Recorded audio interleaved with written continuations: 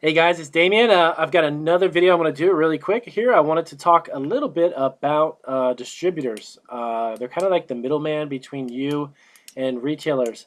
When you're first starting out and you've got a food product and your budget's kind of tight, you're a small business, your revenue is just still growing, your brand recognition is not really there.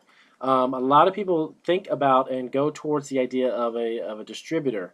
Um, I would personally not recommend that unless you are a much bigger company. And I'm going to give you a breakdown of my own experience looking to do that and why I decided not to. If you're not familiar with the food business or the food industry, I actually worked in retail food business for close to 20 years before I took the leap and opened this business, my candy business. So I knew a lot about the retail side of it, the merchandising that goes on in the retail level, bringing product into a store. But I was not really familiar with being on the outside as a producer of a product, trying to get my products into stores. Um, if you're starting out and you're very small, you've got cash flow that's probably just starting to pick up. You don't have a lot of cash flow. You don't have brand recognition. You don't have a lot of presence either online or in other type of advertising realms. I would stay away from a distributor. Normally, what a distributor is that you would produce a product and you would sell pallets, not a few boxes. Traditionally, distributors will not work with just a few cases or even 10 or 12 case packs of a product. They look for pallets, they look for truck size because normally they'll have a lot of retailers who buy from them. A food distributor is a type of organization, is a business that brings together multitudes of products. It could be anywhere from a few hundred products that are food related. There's all kinds of distributors, by the way, in different industries, but I'm speaking specifically about food products. They'll bring together about 100 to 200 SKUs or different types of products, or 10,000 to 100,000. It could be a ton of different products. And what happens is you'll get a lot of mom and pop stores, you'll get like Fresh Market, Whole Foods. They buy from these distributors who bring together all of these different SKUs or these different products, food products.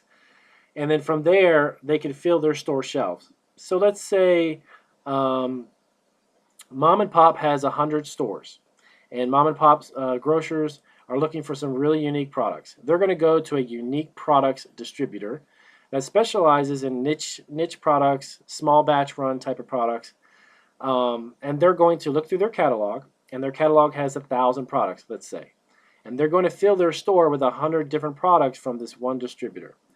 Well, that sounds great, and it sounds enticing if you're a small producer because you would love to just fill the store shelves. Well, there's numerous factors that you need to think about before you even think of approaching one. The cost it is for a small producer of a food product to make a product is relatively high. The reason why is that you're starting out, and most of your ingredients, your bottles, your packaging, your labeling, your labor, all of that is expensive because you can't initially, when you're that small, you can't get bulk pricing for a lot of the ingredients you buy. So you have a tendency to have a higher production cost. Let's take it as an example, a barbecue sauce. Your barbecue sauce has a variety of products in it. Let's say tomatoes. You've got spices. You have a bottle to put it in. You need a label. You need a workforce. You need labor to make it. You need machinery to probably bottle it and then seal it, and so on and so on and so on. So when you're starting out and you're pretty much pinching every penny that comes in the door, and you've got a great barbecue sauce. That's not the question. You could have a wonderful product, but if you can't produce it at a lowest possible cost, what you're doing is that you're going to sell it to a distributor. What happens is that distributor is going to have a markup, is going to have a margin for selling your product to the mom and pop grocers.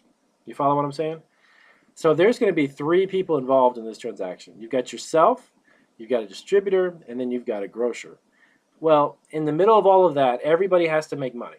And if you can't produce your product at such a low cost and still make a profit, because it's going to be an issue of volume. It's going to be an issue of, can you the distributor's going to say, hey, I'd love to have 10,000 bottles of this. Can you make that in the next 2 weeks? And you're going to be like, well, I don't really have the capacity to do it that fast. Can you do it in 2 or 3 months? Well, yeah, I can do it in 2 or 3 months. But here's the problem for the producer. That's you. Can you make it for about $1 a bottle? Because I'm going to buy it from you for about $1.40, and then you're going to make 40 cents a bottle, because I got to turn around and sell it to mom and pop for $2.40, because I got to make $1 on the bottle. That's probably not going to be feasible. When you're first starting out, you want to build as much as you can as far as momentum is going with cash flow, brand recognition. You need to get out there in social media online and get people aware of your product outside of the realm of your local area. Farmers markets and stuff are great to start if you're just looking to do it as a hobby. But to be honest with you, you're not going to make money at farmers markets. I've been there and done that. I've been to farmers markets. It comes down to, again, a question of volume. How many bottles of barbecue sauce are you going to sell at the local market? Hey, let's say for a weekend you sell 200 bottles. That's good. So you make $3 a bottle. Let's say $2 a bottle. So you made $400 for a weekend. You go online, and if you started to sell it to get your feet wet to start off with, you start selling on Amazon. I will tell you, you'll probably sell 200 bottles every other day, maybe every week. But the idea is that you begin to get brand recognition in other states, possibly even other countries. I would rather put the effort, the work, the resources, the time, all of that into producing a product that I can get into hands in Oregon, California, New York, all over the place. Because there could be somebody on Amazon who's buying it, and they may be a grocer that you could sell it to directly, and you end up making way more profit. Your margin's going to be enormous because you cut out that middleman. You got that distributor, he's got to make money. So he's not going to do that on 200 or 300 bottles. He's going to need 20,000 bottles. And if you're not making money on 20,000 bottles, then the amount of profit you've made from 20,000 worth of bottles of your barbecue sauce has to go into the next run or the next production, because when they sell that out, they're going to increase and buy 40,000 bottles from you. So that's kind of a really very elementary breakdown of how that works. Is the fewer people that are in the between you and your consumer, the better. Rule of thumb, when it comes to food products, depending on your margins and how low you can produce a product and how much you can sell it for, keep out as many people as you can in the middle.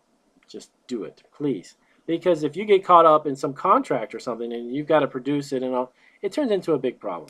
So if you're not some multi-million-dollar company who started small and now you've got the resources, well, knock yourself out. Go for a distributor.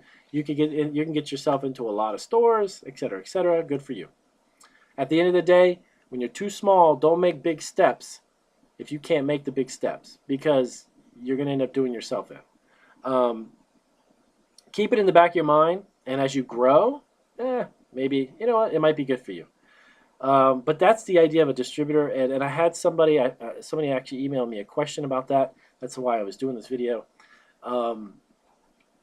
So try to understand, there's a lot of parameters, there's a lot of other things to think about. If you want to grow, I would highly recommend taking those baby steps. Start online. Start on a platform that's already got customers built in. The eBays of the world, the Etsy's, and so on. I keep preaching the same thing over and over, and it's just a fact. You get yourself started with that, experience it, and you start to do good, then build your own website. Then, and only then you start getting the recognition online. You might pick up a store. We've had people who own candy shops who found us online and found our Etsy store, found us on the Brittle Box, whatever it may be. So we get our products in candy stores, and those direct purchasers, those direct businesses are buying from us. So there's no middleman. So just try to remember, the more hands in the pot, the less there is going to be for you. So please do take that to heed that information, and don't go down that road. I almost did, and I looked into it, and I thought, hey, it's going to be a great idea. But then I realized the amount of effort and time I put into building a large order where I'm going to be making pennies a bag. Why do that? Doesn't make sense. I hope that works out for you. If you've got comments or questions, please do ask us. Put them down below, of course. I do respond to the questions. It may take a day or two, but I'm online every single day because that's my livelihood. I do check YouTube, and I am on there all the time. Just to let you know also, if you're looking for some questions, you want to work one-on-one with me, I have set aside 10 hours each week to do some consulting time, and it's $35 an hour. It is an hour where you can ask me anything you like, and I can give you advice specifically on topics you need. I can direct you into a resource. I've got a lot of resources at my fingertips because it's taken nearly 10 years to get to where I am. So if you have any questions, please do ask. If you want some consulting work, there's some links on our website that you can purchase it. I'll get in contact with you within 24 hours, and we can set up a time where we can speak. I do hope my videos are helpful. Give us a thumbs up, and have a great day. Thanks, guys.